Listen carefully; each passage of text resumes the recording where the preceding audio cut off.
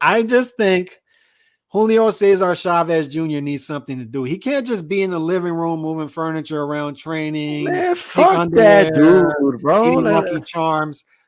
Look, that Chavez guy Jr. has to just serve a purpose here. And his purpose in life, the boxing gods have dictated in my mind that Chavez Jr. has to be the guy to take Jake no. Paul out. I do not. He will not deliver us. Okay, like Chavez Jr. is not the prophet to I defeat Jake believe in Paul. him. He's just not that dude. He ain't gonna walk down like Moses and shit.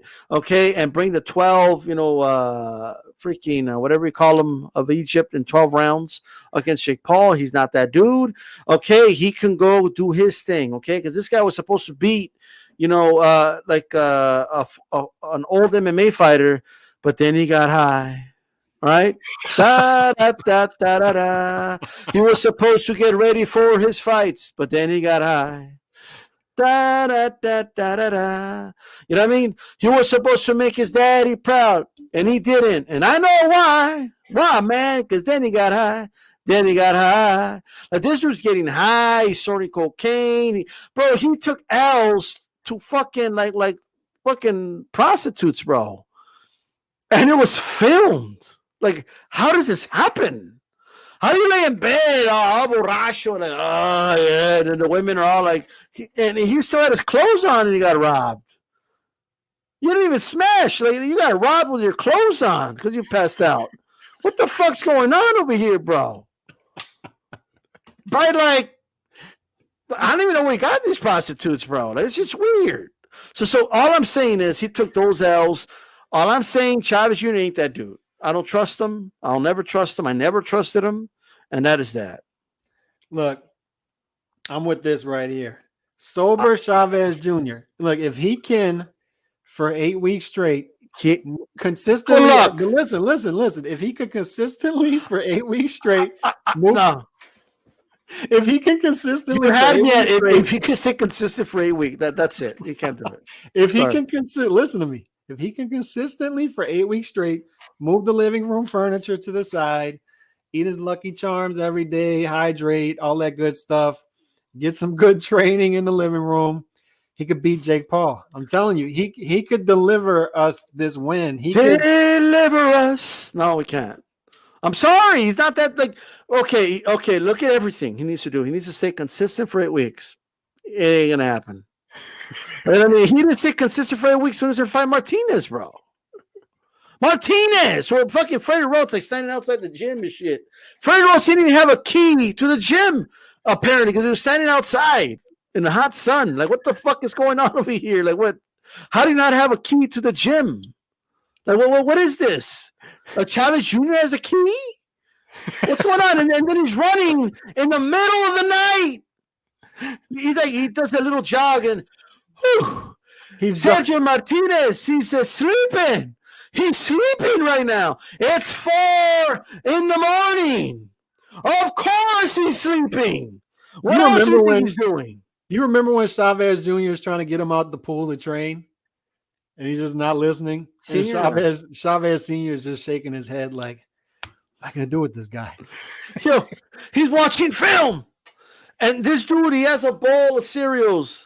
Lucky Charms, whatever the fuck. Fruit Loops. I think it was Fruit Loops with his pink Speedos and shit. Like, and his dad's like, mira, hijo, es que mira, cuando él tira a la derecha. Like, he's giving him all these pointers. Like, he's like breaking it down for him. And he's just like rolling his eyes at his dad. like, ya sé. Yo ya sé. Like, what do you mean ya sé? What do you mean you know?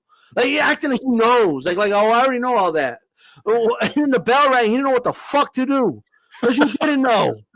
All right? I already know. Get the fuck out of here, bro.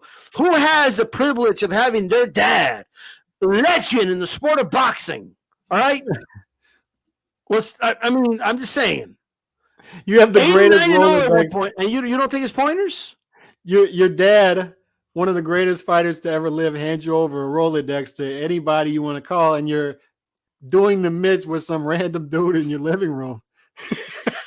Hey, I remember it. His friends were like clapping. Hey, vamos, Chavez, Chavez. And they're eating a carne asada and shit, like they're grilling. And then he's like just hitting the mitts, and the dude just holding them. And I'm like, what the fuck are you doing? Why do you know these dudes that gas you up? Why do you know these dudes cheer? Like, what the fuck is going on right here with this dude? So now you're telling me that he's going to train for 8 weeks. He's going to be consistent. Yeah, right? he can do it. And he's going to stay sober. He can do it. I was supposed to stay consistent for 8 weeks.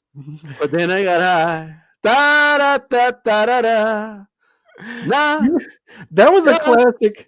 That was a classic 24/7 leading up to that fight. But you know what the funniest part about all this is he almost shocked the world and pulled off the upset in the 12th round, and he permanently damaged Martinez's knee for the rest of his life. This is what he's capable of. That was the luckiest punch I've ever seen landed in my life. He's capable of magic, D-style, and he will knock Jake Paul out. Okay, what was the magic in the other fights? Like when he fought Fulfara, like what happened to the magic?